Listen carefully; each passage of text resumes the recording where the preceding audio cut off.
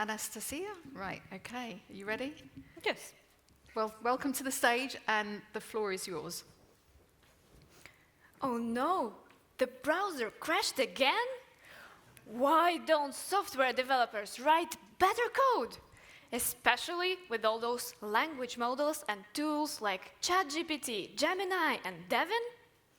Now, I'm not only a user, I also do research into language models for software engineering and write code. And I know that language models often generate programs that resemble correct ones, but have errors that are hard to catch. Catching and correcting those errors automatically is exactly what my research group focuses on. To do this, we have built a framework with several language models talking to each other. One generates code, another explains what's wrong with it, and the third one suggests repairs. As a result, the code has less bugs and passes more tests. Our big vision is to enable more people to transform their ideas into code of good quality. Imagine how many things you can build.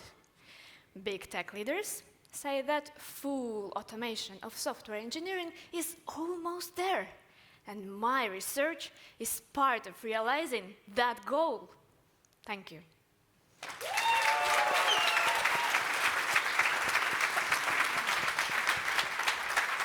Brilliant, Anastasia.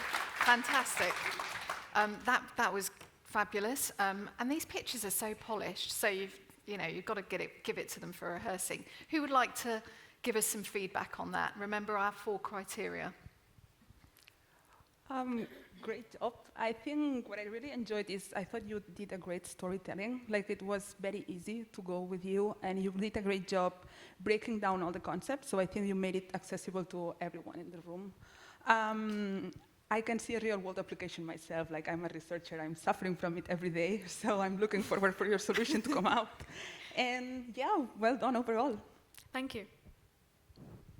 Gavin. Yeah, just to follow that, I mean, first of all, again, brilliant presentation, well done.